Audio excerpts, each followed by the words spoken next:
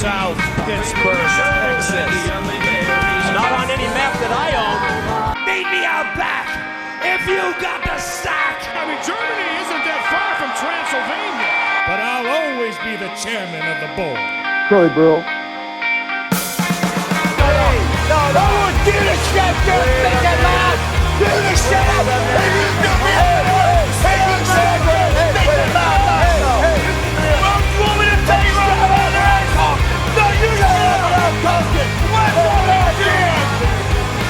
Welcome to the show I'm currently calling Bad Wrestling is Good. My name is Chuck. I'm here with my buddy Dave. What's going on, Dave? What's happening, Chuck? Not too bad. It is January 2022. I talked about this show back in 2020 about starting writing it and stuff. I always asked you if you would be down, and then you hit me up a couple days ago, and we finally decided to do it. I'm excited we're here. Let's just start out by introducing ourselves, saying how we are fans. I started watching wrestling back in the early 90s. I'm going to be 37 here coming in March. And my first memories would be WCW Saturday Night when it was really shitty. Like really bad. And then Ultimate Warrior and Papa Shango, I remember being the first angle that really fucked with my brain. How about you, Dave? Yeah, I'm sure I annoyed Chuck with how often I was bugging him about doing this podcast, but I couldn't help myself because from the second I heard the idea, I was all in. But yeah, I watched when I was younger. I was a WCW kid myself as well. I watched some WWF as well, but it was every weekly I was watching WCW, but I stopped for a long time. Most of my late teen to like early 20s, and then around 2015 it was when Rollins was that chicken shit heel champ, is when I got back into it, and I've been watching ever since. Yeah, I guess I should mention I probably stopped watching right after the WCW purchase, probably junior senior year in high school.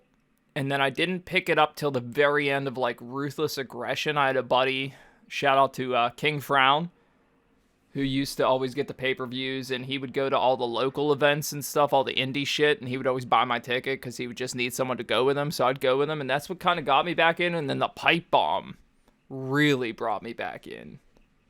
That's when I started becoming like hardcore again, CM Punk's pipe bomb. For sure, because you could be like, you're like, oh, wrestling can be this too, as it turns out. Yeah, as my fandom as of today, if you ever follow me on Twitter or anything, I absolutely hate WWE. I will not like spend money besides my Peacock subscription to support them at this point, just because of their business tactics and stuff. But a lot of this show is going to be a lot of older stuff. And unfortunately, the other companies don't have tons of streaming options, so you'll hear us cover them a lot. But honestly, I'm sick and tired of their shitty-ass booking, stuff like that. At this point, I watch AEW, GCW, a lot of independents tonight. GCW, the World on GCW is tonight at the Hammerstein Ballroom. That's what I'll be watching tonight around 8 o'clock. It was a big weekend in independent wrestling in Pittsburgh alone. There was 2 shows last night, Dave. What if I told you Evil Uno, Gangrel, Swoggle were all in Pittsburgh last night on 2 separate wrestling shows? And we were at neither of them. We were at neither of them, yeah. Lee Moriarty, I can't say his name right, his last name Moriarty. right, but he was all, yeah, Shug D were all at Mr. Smalls with Evil Uno, who took Nyla Rose's place because unfortunately she got bit by the COVID bug. And then I watched IWC, which is, if I could sum it up, the local wrestling around Pittsburgh. They've been around for like 20, 30 years almost at this point. Their champion is a dude named Bulk Nasty. That really sums up. Oh, that's badass. I swear to God. That's a great name.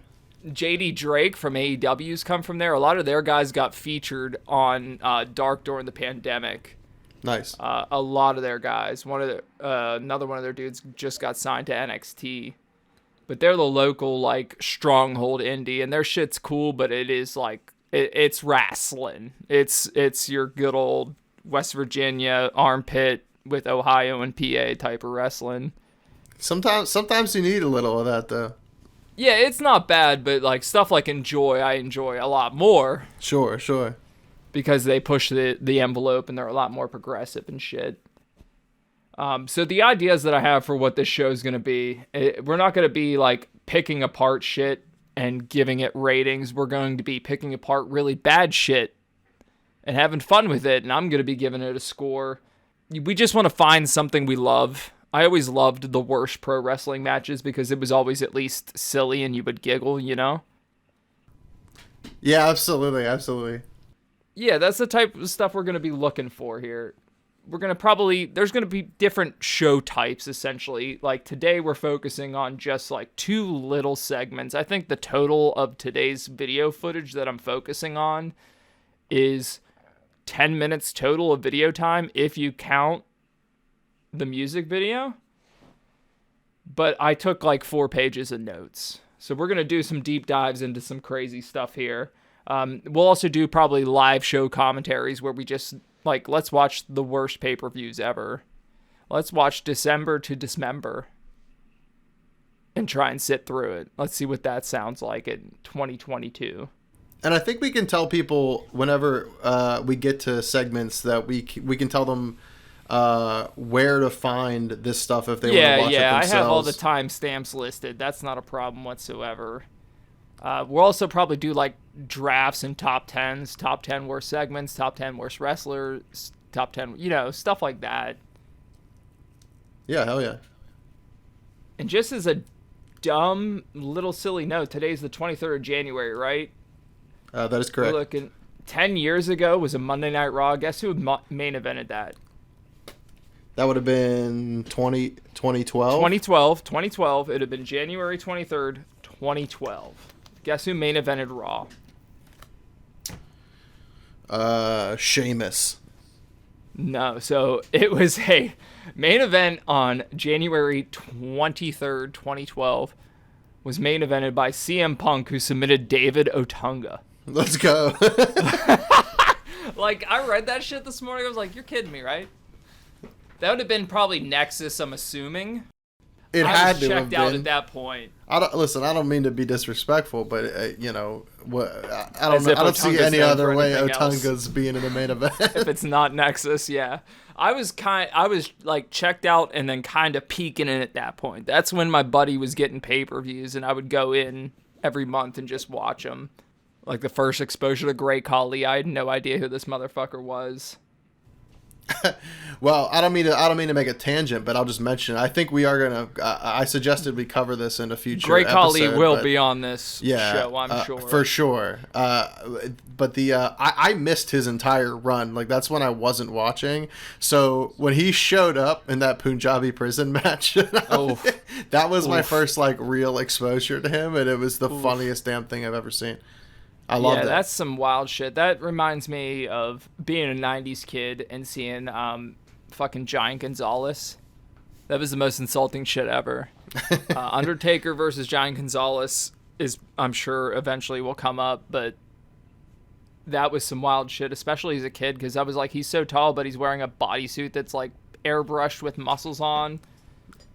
But he really can't do shit. It's like the same type of, like, he even has the same fucking, like, face as Khali. Just mongoloid fucking, it's wild. Today's subjects, we decided on the West Texas Rednecks from WCW and the Shockmaster, also from WCW. Yeah, and I'll just say right off the rip that I remember the Shockmaster. I didn't remember the West Texas Rednecks at all. So the West Texas Rednecks, they started in June of 99, and that was kind of really the start of the downfall of WCW. That's when shit got really wild. The West Texas Rednecks were a stable formed with Curt Hennig, mind you, he's from Minnesota, not Texas, Barry and Kendall Winham, who would go on to be Bray Wyatt and Bo Dallas's uncles, and Bobby Duncombe Jr. in June of 1999 they formed. They were originally called the West Texas Outlaws, And the West Texas Rednecks part of it was meant to be a joke. It was meant to be a rag from heels and commentary, but it caught on with the crowd and got them over. There's my dog making a guest appearance because she's pissed. So it's one of those things, like the West Texas Rednecks were originally a lot like a lot of NXT gimmicks that were supposed to be jokes. Adam Rose rings a bell there where it was not supposed to be funny, but it eventually just got over with the crowd. And they also did this silly song. I'll probably drop the video link in the episode description, called Rap is Crap. And it's the silliest, dumb stuff ever. It's what you would expect a white man to have an opinion of rap music in 1999. Well, before we get in too deep with the song, I just want to say, like, when I first clicked the link and looked this up, when I pulled up this Wikipedia, before I knew who the later fifth member was, who I won't say yet because that's one of the big reveals here. But when I saw the other four, I'm sorry, I just lost the link. Here it is. You say Curt Hennig, Bobby Duncombe, and the Wyndhams. I'm thinking like, okay, the Wyndhams are there, Mr. Perfect is there. Like, this is like, and it's a There's cowboy some good wrestling gimmick. talent. Yeah, so I'm like, yeah, that sounds about right for 1993. And then I'm like, yeah. 1999 they did this shit. Are you? Yeah, what the? You're out of your minds. It really gives you some insight into some late-term WCW booking and just how astronomical and insane it was. None of it made any sense. It was completely over the top, and we'll get to that, here in a minute. And I wish you could, like, a lot of people at this point will blame, like, they'll just say, oh, that's Russo's fault. Guess what? Russo wasn't even in WCW at this point.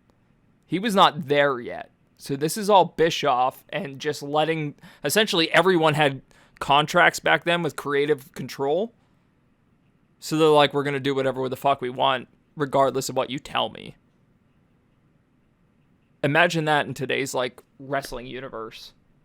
Where everyone's just like, nah, brother, that doesn't work for me. I've got some wrestling trivia for you here, Dave. Okay. Who wrote the smash hit Rap is Crap?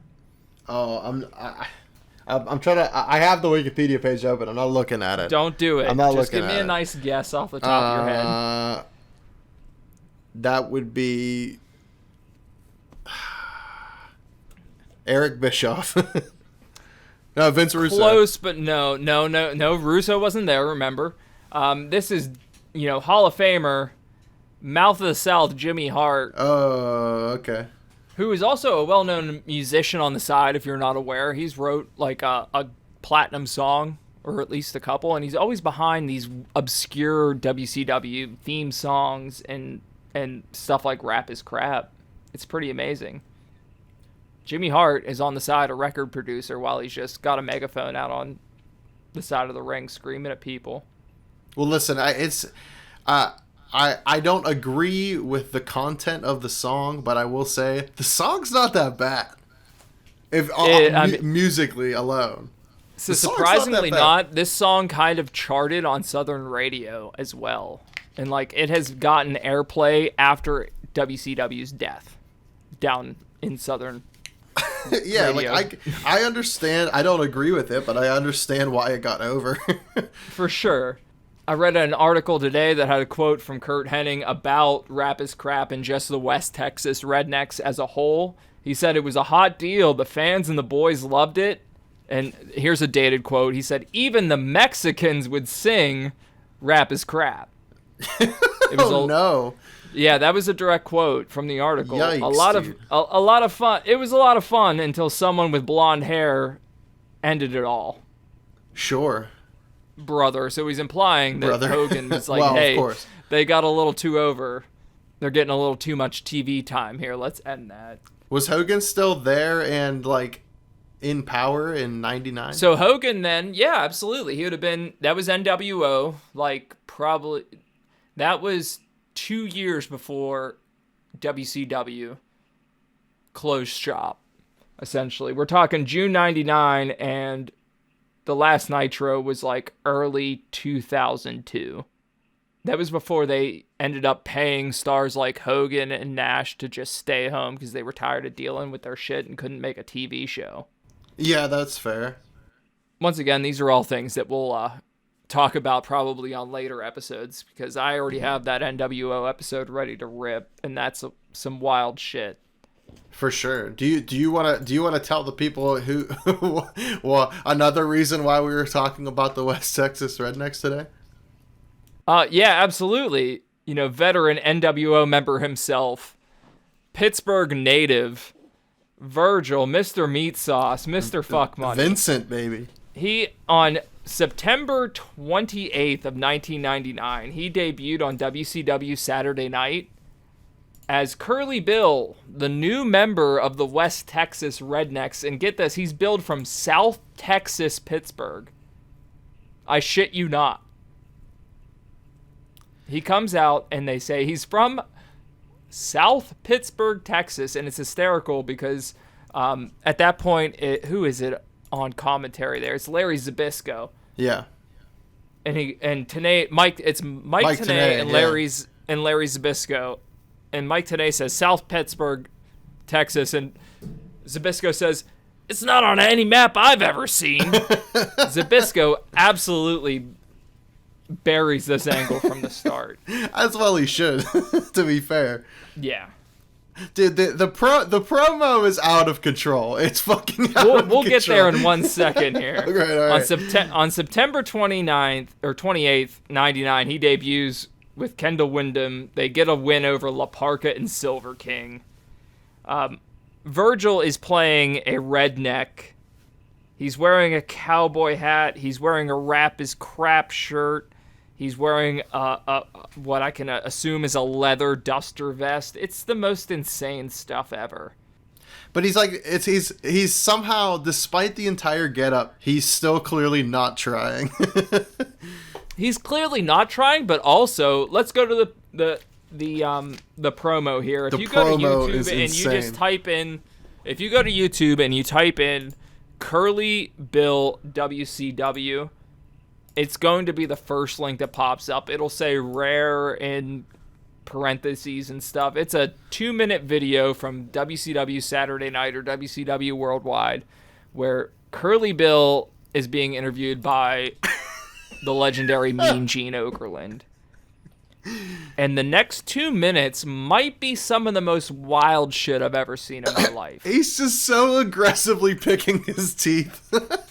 The first thing the man says is, when Mean Gene asks him if he's truly a redneck, he says, "I am a cold-blooded redneck straight out the closet." Straight out the closet. Straight out the closet. He aggressively picks what he describes as roadkill from his teeth. He also refers to himself as what I'm pretty sure is Curly Burl at some point. Oh, he just 100% he calls himself Curly Burl. I heard that and I was like, is my brain working right or did it just melt? But the champions are indeed brothers. They are, matter of fact, blood brothers. I'm talking about Booker T and Stevie Ray, tag team champions, the Harlem Heat. So they say they're brothers, but the Wyndhams, Hennig, Curly Burl, we're all brothers. They cut me with a blade. They cut themselves. We mix blood. We homeboys now. He's naming all the guys in the West Texas Rednecks, and he's like, me and Bobby and Curt and the Wyndhams and me. He says Curly they did Burl. a ritual blood sacrament. Like he says everyone's name's correct except his own. He says them all. He also says they cut themselves and now they are blood brothers because Mean Gene is discussing their current Mean Gene's discussing their current rivalry with Harlem Heat at the time and about how they're real brothers. Yeah, but they were like literally brothers. Literally brothers, but Curly Bill is like, Curly Burl. Nah, it's cool. Me and these 4 white dudes cut ourselves and rubbed our hands together, and now we're actually brothers, which I thought was incredibly fucking disturbing. Just fucking wild. That's like some shit you do when you're 11. Absolutely, it's insane. Whoever thought, like, obviously this is Bischoff once again, just letting the boys be boys. Virgil just had no place. He was not... I'm not super familiar with what was going on with the MWO at this point. It was probably like where there was 2 different black and white NWOs and everybody was confused just like I am now. Black and white, and then there was black and red, and then there was a black and silver. There was black and white, and there was Holly. It was the Billionaires Club. It just got fucking wild at some point towards the end. But obviously, he had nothing to do with the NWO anymore, and he's just looking for something. So he's like, I'm going to chill with Hennig for a couple months and see what goes on. And unfortunately, this is what has gone on. This is what happened, but fortunately it has, because it's so bad it's good. One thing I noticed watching it now in like 2020 Mindscape is like the segment of tape that we're about to watch is just incredibly horribly racist for 4 minutes straight with some wrestling sprinkled in. And it's just shit you can't do on television anymore. So I'll just give like shout out a trigger warning to anybody out there that's not ready to hear some stuff. Are you rewatching it right now, or are you just talking through it? No, I'm just talking through it with my notes here. Okay. The match we're discussing is on the 11/11/1999 episode of Thunder. You can watch it on Peacock. It's at the 11-minute mark of that episode. And this is where I talk about how absolutely wild booking was back then in WCW, because this little 4-minute segment has like 4 or 5 different rivalries mashed up into it. And like 3 different run-ins. 3 different run-ins. For some hindsight, the West Texas Rednecks only lasted 4 months. But the Curly Bill gimmick went on for 2 extra months after that. Why? Yes. So, why? The group is listed on Wikipedia as disbanded on October of 1999. And this match was aired on 11/11 of 99. So that is several weeks after. So is this like one of the last Curly Bill matches? This is the last Curly Bill match, actually. And against Berlin, who is Berlin, definitely Alex Wright. Alex Wright, 100%, which that's going to come up as well here in a second, thanks to Mr. Pittsburgh legend Larry Zbyszko. Yeah. So it's a match on Thunder between Berlin and Curly Bill, who once again, the West Texas Rednecks are done at this point. They disbanded in October. Hennig's probably off doing his own thing. The Wyndhams and Duncombe are probably not even in WCW anymore. And Virgil's just chilling. So he's like, cool, I'm just going to roll with this Curly Bill thing because it makes me laugh.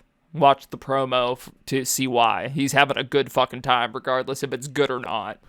He's getting Curly Burl, money, right? Oh, he's absolutely getting that Olive Garden fuck money. This match was set up because a week prior, apparently, on Thunder, Berlin and Curly Bill were paired as tag team partners against the Filthy Animals in a WCW tag team title match. And I think it was Kidman and Conan. Yeah, they were the tag team champs at that point in WCW. And for some reason, Bischoff booked a match between those two that were a hot commodity tag team, and they put together Curly Bill and Berlin, who at that point was essentially a techno neo-Nazi, not the dancing Alex Wright that you know and love. Who I do love. He was the best. Alex Wright was the shit, but Berlin was shit, man. He was... Like, they watched The Matrix and decided we needed this immediately with no thought whatsoever. That's what happened. Bischoff saw The Matrix and said, all right, you've got an accent. We're going to cut your hair. And off they went with Berlin, who had a bodyguard. He's wrestling Curly Bill. Well, and that bodyguard very much fits into the Matrix theme because he looks like an agent. Exactly, yeah. He looks like Agent Smith. Berlin comes out in a leather jacket. He's got the fucking stupid 90s goatee. He's got the stupid 90s haircut and the 90s, alien sunglasses, essentially. And I actually timed this, Dave. Yeah. 41.4 seconds into this match, Wait. If you're gonna talk about the big thing that happens, I just want to say, like, the first 41 seconds of this match, there was already a pretty legitimate botch too. Was it the Pop-Up Powerbomb? That thing was It was wild. something like that. Yeah, Berlin tries a pop-up powerbomb, like Kevin Owens style, and Virgil just has no idea how to fucking take this and thing. he does like a forward roll almost. Oh my god. It's rough. I have that in my notes because it was insane. But yeah, they do some shitty like brawling / chain wrestling almost for the first 40 seconds of this match. Yeah, and then, are we talking about who interrupts the match? Well, at first. Okay. I had completely forgot this part of WCW. I freaked the fuck out. Go ahead. The fucking singer, I think he was the singer at the time, it doesn't matter. A member of the goddamn Misfits punk band comes out because he, at that point, was teamed up with goddamn Vampiro, and they were fucking vampires, apparently, in kayfabe. Dude, And they start screaming at Berlin. I'm- It's like a battle of the Goths. I'm watching what is essentially Virgil versus Alex Wright. And then Jerry fucking Only comes out. See, I'm not super familiar with the Misfits, but the only thing I know about the Misfits is like Die, and their WCW shit. Their WCW shit's more prominent to me than their music. Unfortunately, I'm just that guy. I was just never into them. I feel like if they showed Vampiro first, like if Vampiro would have interfered before Jerry Only showed up, then I wouldn't have been nearly as surprised. Because I would remember like, oh yeah, this was that time when they were doing all this.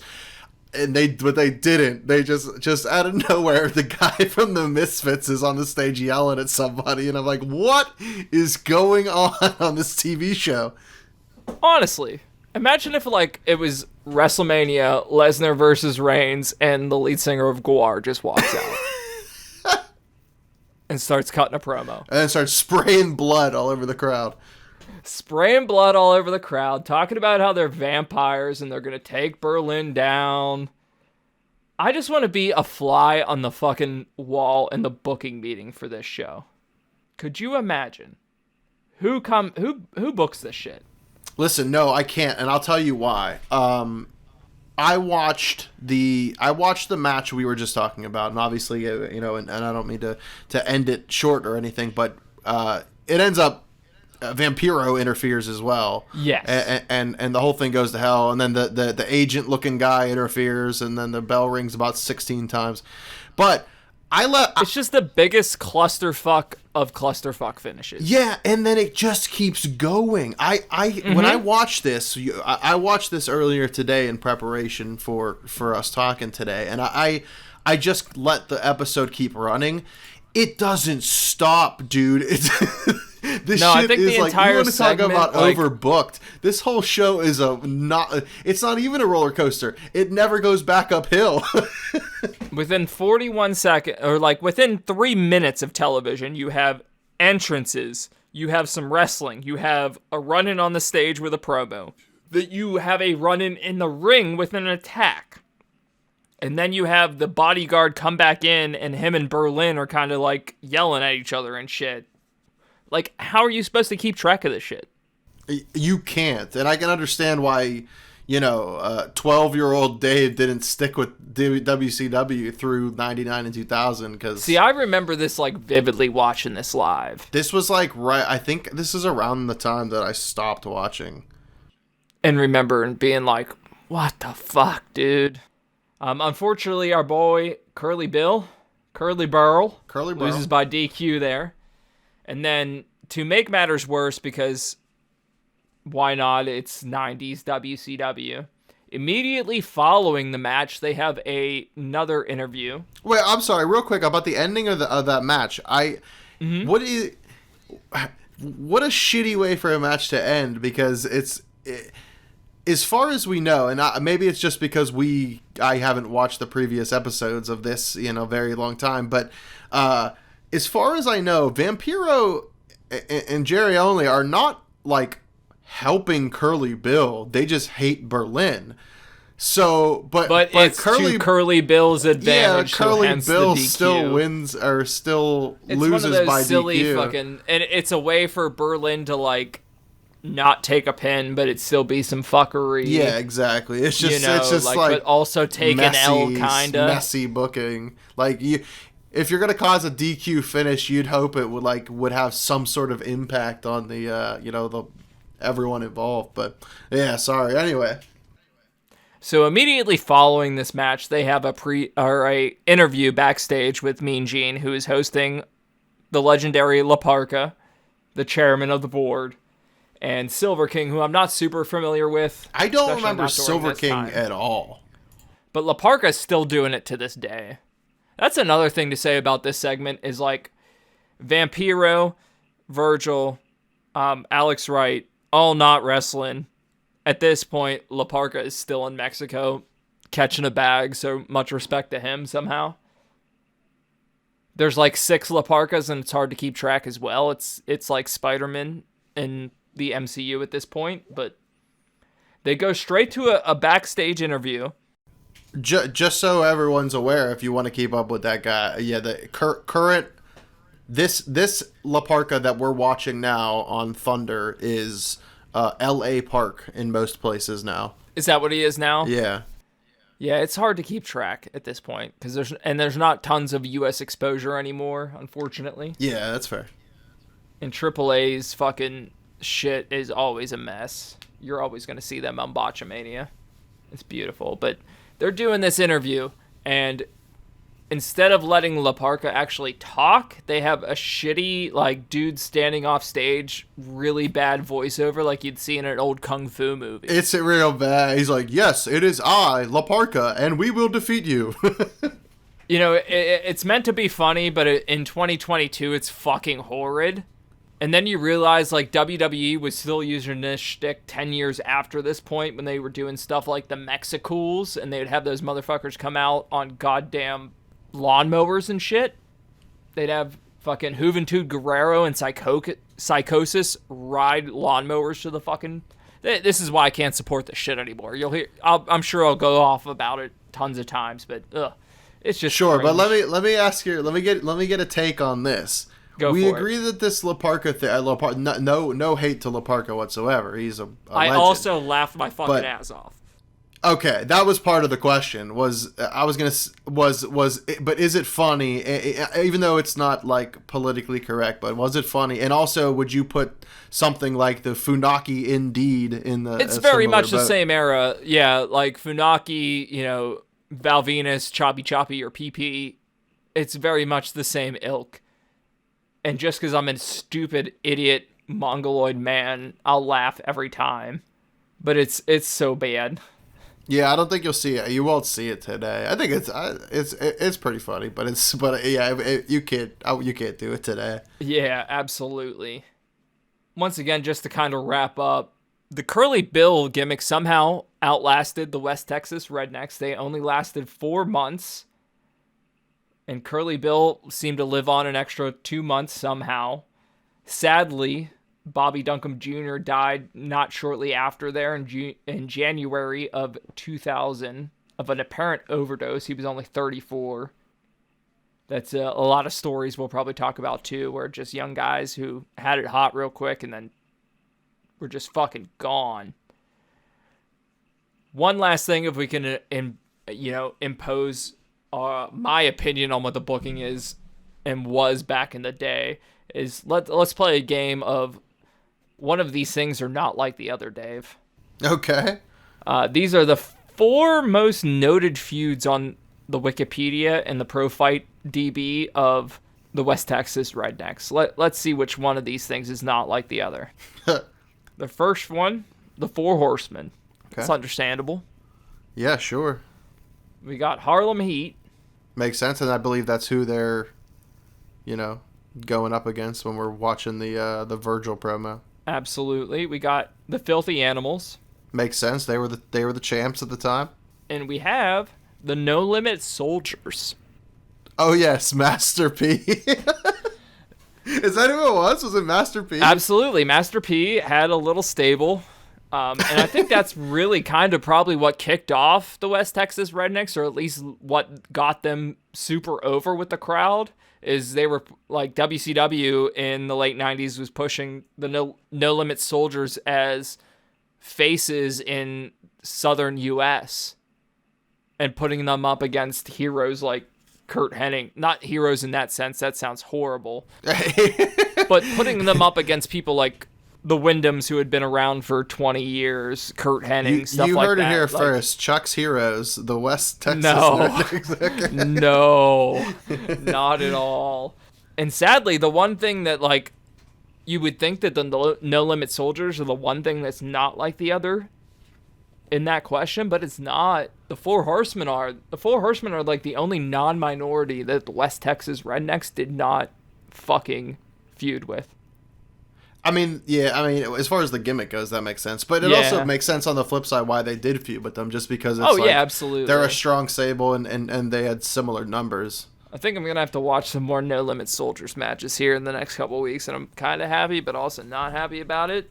I think I'm going to have to watch some No Limit Soldiers music videos in the next couple of weeks. A little Silk the Shocker. Dude, a little mystical. Yeah. Get it going. Snoop Dogg was a soldier at one point. Yourself. Who knows what he is at this point?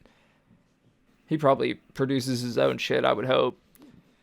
So I decided I'm gonna do like a little score here. We'll call it the Bad Wig score.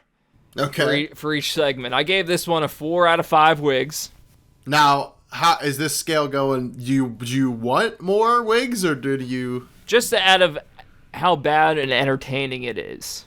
Okay, I gotcha. How much like sheer glee it gives me. Are we talking about everything we saw, everything. or just the match? We're looking at the match, the post-match segment itself. That 4 minutes of television, I would think, would be Hall of Fame worthy. I'll agree with 4 out of 5 wigs. Listen, man. Listen, Dave. In 4 minutes of television, you have a techno neo-Nazi beat up a black cowboy. The Nazi fig is like then threatened by vampires. And it's all wrapped up in a neat bow of old-fashioned Southern Mexican hate. I couldn't get over just, like, I'm watching this, like, just okay match. Like, Alex Wright is trying to carry Virgil the best he can. And then Jerry Only shows up. So, yeah, within those 4 minutes, like, my mind was blown. I couldn't look away. And the Curly Bill promo was incredible as well. So yeah, you sprinkle on the promo and rap is crap. And this is, like... This has got some makings for some stuff. Like, this is some good stuff here. That's a 4-wig angle, as far as I'm concerned. Yeah. 4 out of 5 ain't bad there. That's going to bring us to our second subject here. We're going to talk about, obviously, the legendary Shockmaster figure. Let's just get it out of the way. First episode. It's the most infamous wrestling botch ever. It's on YouTube. Just type it into Google. You can see it. It is... I mean, in my opinion, it's the most legendary botch in wrestling history. Yeah, you're probably right. I mean, it's anybody who, aside from like children that just like watching, Raw or whatever, you know who the Shockmaster is, and you've seen this video. Yeah, if you're a wrestling fan in our age range and demographic or older, this is the one that will never be topped. And I'm a huge mark for the natural disasters. I fucking loved Tugboat. One of the earliest lessons in betrayal I ever learned in my life is when he turned on Hogan back in the Superstars era. Yeah. And joined up with Earthquake and shit went down. That's when all the shit went down. All the shit went down. But let me tell you, on August 18th of 1993 at Clash of the Champions 24, there was a segment of Flair for the Gold that is absolute magic because all the bad things happen. Everything goes wrong that could possibly go wrong. I mean, not everything, and I only say that because at least at the start, when they're just like basically cutting promos on each other, like the two teams, it's going pretty well. I mean, they're getting angry at each other. Listen, this whole time from start to finish, Psycho Sid Vicious is just giving it his all. Sid is the best in this whole goddamn segment. Sid is a goddamn legend. His volume is on 9 or 10 the entire time. He is just screaming. Incoherent Sid is the best regardless, but in this specific thing, he's just screaming. Just like, shut up! You don't even know who he's screaming at, and it's so good. I'm infatuated with Sid. I'll tell you what. He's pointing his finger at everybody's face. There is going to be a long format show where we just discuss Sid because he is so fucking interesting for so many reasons. He is a wild human being. But in this segment, he is just like screaming at everybody. You have no idea. Hey, you, shut up. He's not even like making complete sentences, just screaming like gibberish. I can't even make it out half the time. He doesn't even know what the other guy's gonna say yet. No, it doesn't even matter. Screaming at him to shut up. Classic WCW. Bulldog has his back turned to the fucking camera the entire time, and that's okay. But he's blocking Sting almost completely. Like the camera has no shot of Sting to make the reveal, because Bulldog's just an idiot and doesn't know how to work television. His back is to the camera, the hard camera, the entire time. Dude, what are these robes that Sting and Bulldog are wearing? So at this point, I believe they were a tag team, or they were leading in. This was going into a pay-per-view where Shockmaster was going to fight. It was going into War Games. I believe Shockmaster's debut. I'm not going to check it. I'm 90% sure his debut was at War Games. So this was like a promo leading up to War Games. So they were teams. So back then, if you were a team, you had to have matching gear. And that was just the 90s wrestling. Man, so the guys are talking. Sid's screaming at everybody, and then Sting starts introducing. All I have to say is our partner is going to shock the world because he is none other than the Shockmaster! All right! The Shockmaster! I told you. Oh, God. And then the commentary's like, Shockmaster. Yeah, one shout out, by the way, when we're talking about, somehow Ric Flair is like playing the host to all of this. You have Harlem Heat, Sid on stage, British Bulldog, Sting, and Ric Flair. And then you got Ric Flair's hair in this segment. Holy shit. The flow, the sickest It is glowing. Flow. Like, woo! The level of blonde it is unreal. Yeah. It was whiter then than it is now when he's fucking 8,000 years old. He's a dinosaur so this at is, this point. Obviously, this is the Shockmaster video, so like everybody knows it and everybody's seen it. But something you may not have noticed because you're waiting for the Shockmaster thing to happen. Like you said, Ric Flair is acting as like the host of this thing, right? Where he's sitting at the head. Flair for the gold. He had a weekly. It's very much like his barbershop window, like, you know, Heartbreak Hotel. Like, this was a staple in the 90s. Wrestlers would have these shows where they would just host. Miz TV is the closest like relevant popular reference, I guess. Where like Piper's Pit and stuff like that. Yeah, exactly. But anyway, so Ric Flair's like he's the host of the show. So but in the biggest Ric Flair fashion, he starts the shit between the two teams and they start screaming at each other. And then if you keep an eye on him, he backs out of the room. Yeah, he's like in the back door of the set, just hiding. By the time he knows this is going to be shit. Yeah, by the time Shockmaster gets introduced, Ric Flair has basically left. Absolutely. He is gone. He is in another zip code. He has distanced himself as much as humanly possible from this. So, please tell the fine people about Shockmaster himself and his entrance. Yeah, eventually, we all know what happens. The pyro goes off. Shockmaster busts through the wall a second too late to time with the promo, and he falls completely on his fucking face. One thing that we're talking about picking up things every time we watch it, seeing little new details we love. One detail of this video that I picked up this time that I love is one dude audibly yells out at somebody on stage. I don't know if it's Sid or somebody, but as soon as he falls on his face, he yells out, "I told ya!" I heard that too, and I don't understand. Like, how, like, did they plan for that? Like, they were like, he's like, oh, just watch. As soon as he comes through this wall, he's gonna fall on his foot. There's no way he predicted that. How you gonna like, say so I told you? I'm thinking about it even more now. I watched a video today. It might have been Dusty off camera. Because I was watching a video today on YouTube. They used to have the WWE Network before it was the WWE Network, and it was still on cable. They did these round table shows, and Dusty's talking about it, and he was the fucking booker at the time. Yeah. And he's talking about booking this shit, and someone installed a 2x4 too low, and apparently that was the entire reason this thing happened. Like, there was a 2x4 at ankle height, and poor Fred Ottoman did not fucking see it.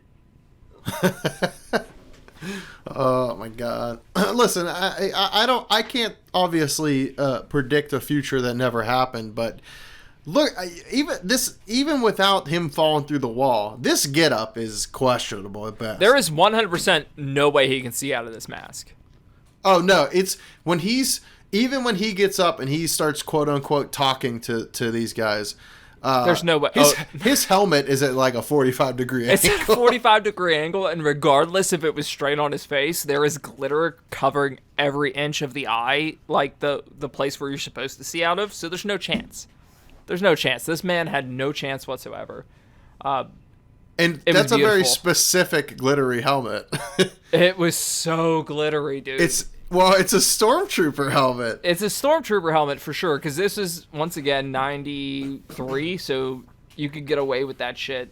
Because this was all syndicated TV at this. No, this was Superstation, so it was going out globally, but like. Well, I'm just like, what happened in that props department where they're like, we got a new guy, or what's not a new guy, but we got a new gimmick. We really think this is gonna be the next big thing, and they're like, okay, well, what do we got to make? And he's like, I don't know. There's some glitter on that Stormtrooper helmet. Send him out there. Dave, I'm going to pose you a question better.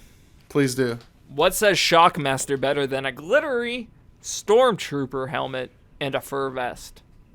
Big puffy shoulders. Where is Shock? And I see no electricity. I see nothing. Like, what does the Shockmaster do?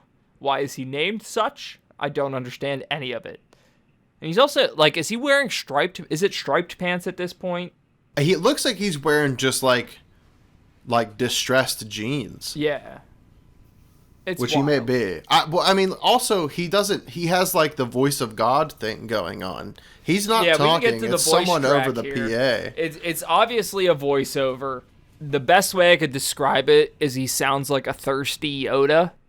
Yeah, I could hear that. Yoda's just down some goddamn Viagra, and he needs himself a piece. That's the Shockmaster's voice. It's the weirdest shit ever. Come after me, Sid. I'm ready. And then the whole thing is signed off by Sid just once again screaming incoherently, and the last thing he says is, "Until then!" And then he just laughs. Ah, ha, ha, ha, ha. Like, dude, if you didn't bring him up again, I was going to. I just, like, amazing. He the whole thing happens. Shockmaster breaks through the wall. It looks terrible. He does the voice of God thing that doesn't get over. It sounds like nonsense. And Sid just goes back to 10. Yeah, he doesn't care. Going absolutely crazy. The more and more I watch this is more of a Sid fucking segment for me than it is a goddamn Shockmaster. Wait, we're changing it, guys. Thank you for... Yeah, Shockmaster, you had a good run. This is now turn. A Sid Vicious segment. Obviously, Shockmaster would not go on to be much in the WCW. Shockmaster Fred Ottoman is his real name. He would go on... Impressively, he'd have 6 matches, Dave, in WCW over the next 3 months. Am I right or am I wrong in saying that he stayed as the Shockmaster for a little bit, but took the mask off? He stayed as the Shockmaster, and they turned him into almost a comedy gimmick. He started dressing up as, like, an electrician.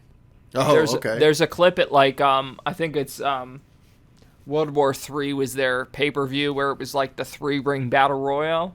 Yeah. He was making his run in there, and he comedically, like, toppled the fucking ringside railing and shit. Like, they just... Yeah. Yikes. The gimmick wasn't great, but No, surprisingly, it wasn't great from the get-go.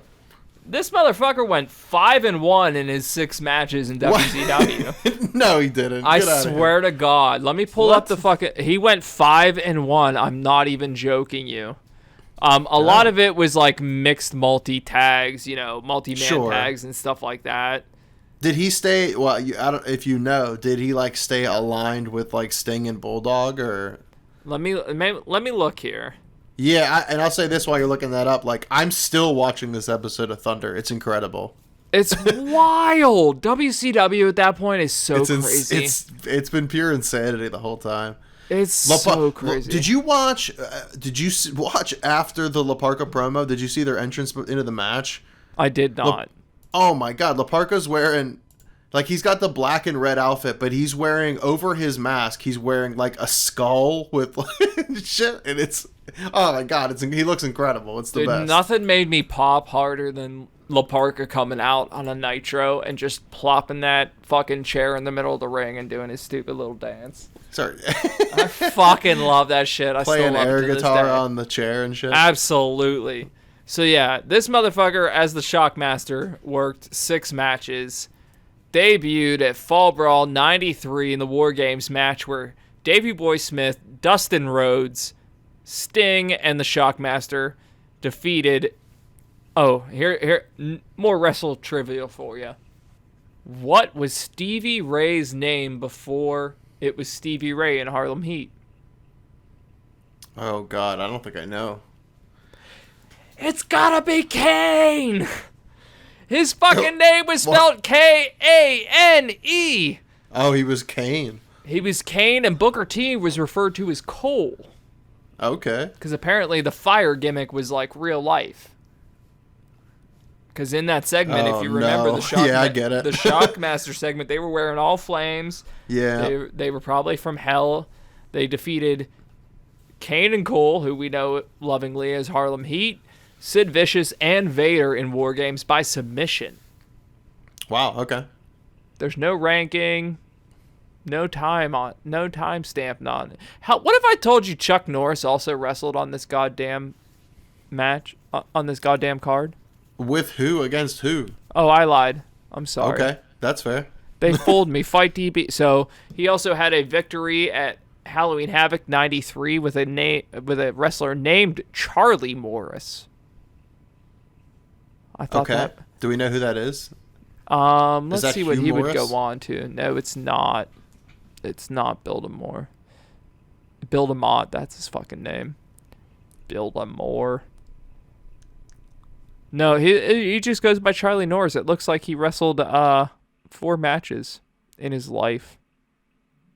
I'm not joking you. He had Fall Brawl 93, Halloween Havoc 93, WCW Battle Bowl, and then he was on a random match of Shotgun Saturday Night.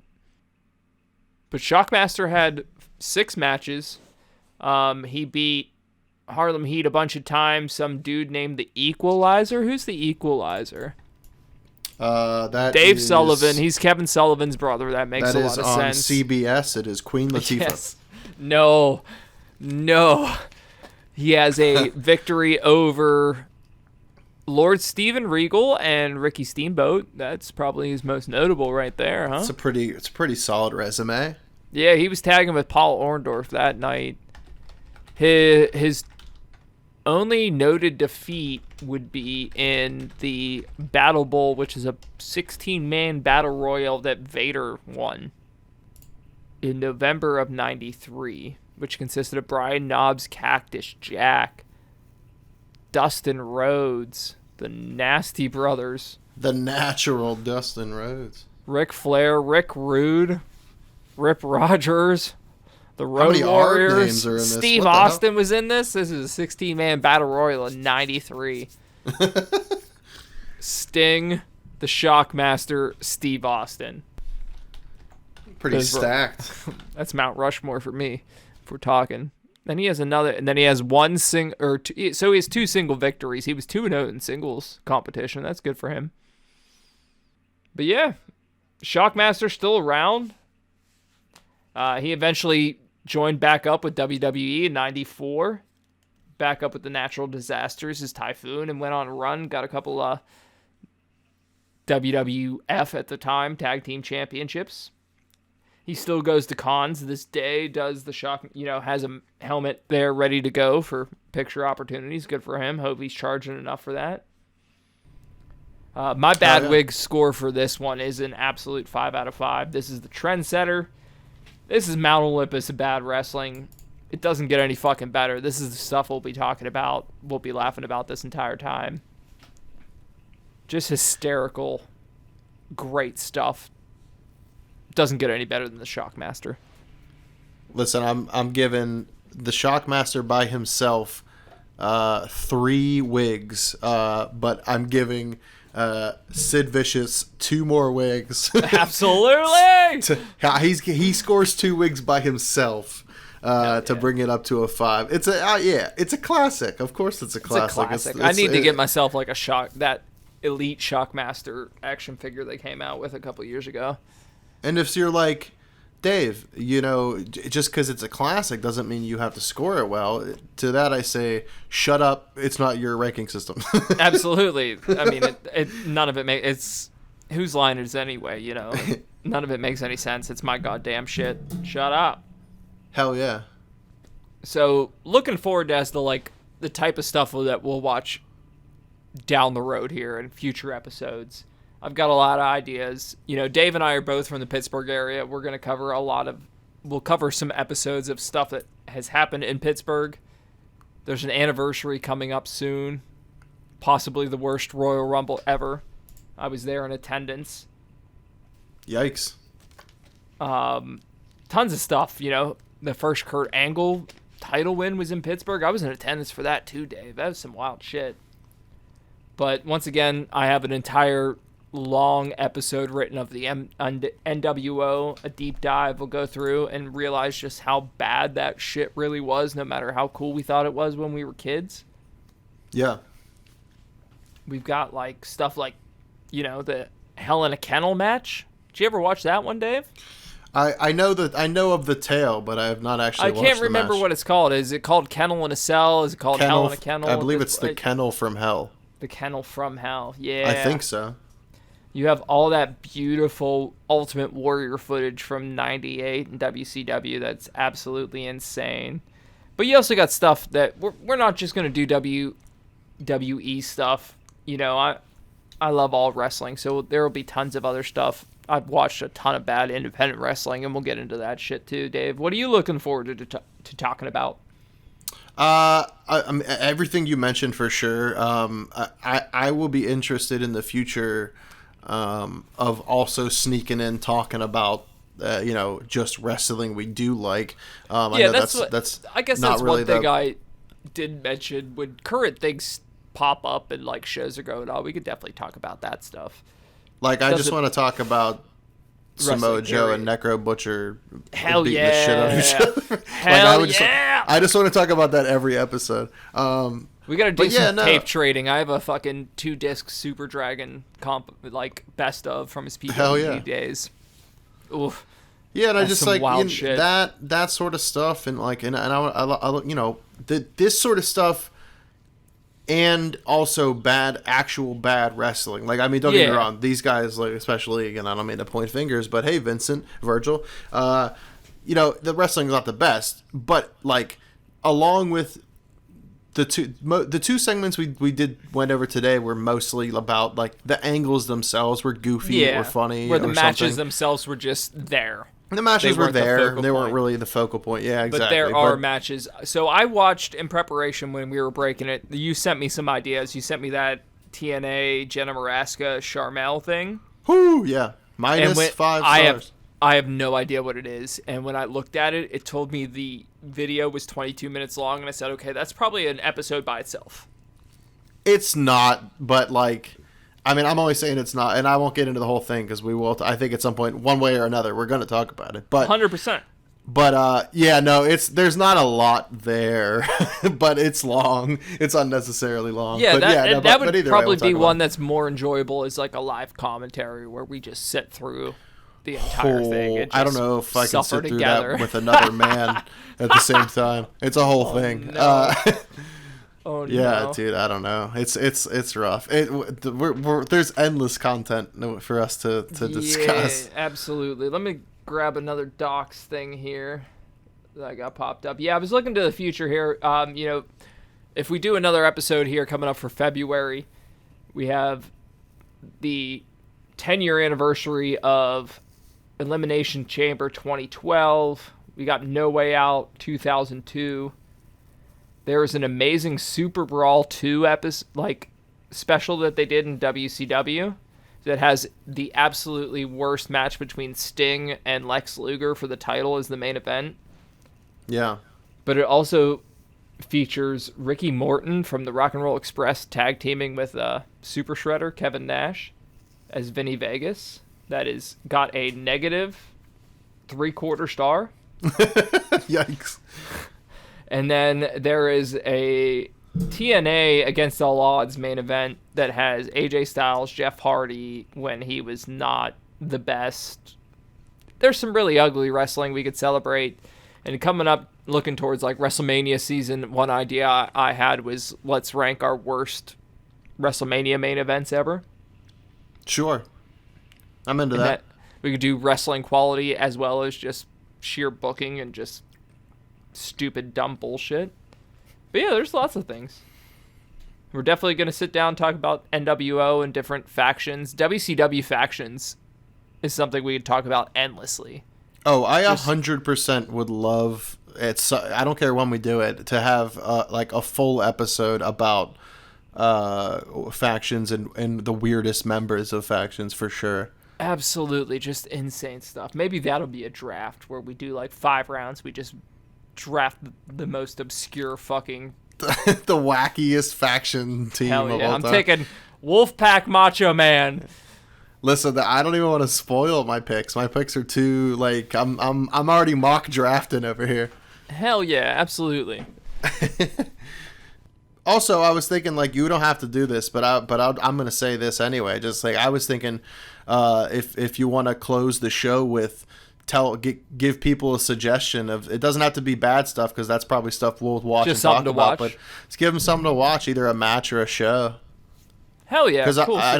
If you think of one, I was just gonna say if people haven't seen it for some strange reason, or you haven't watched it like since it happened, go watch Takeover Brooklyn from 2015, NXT.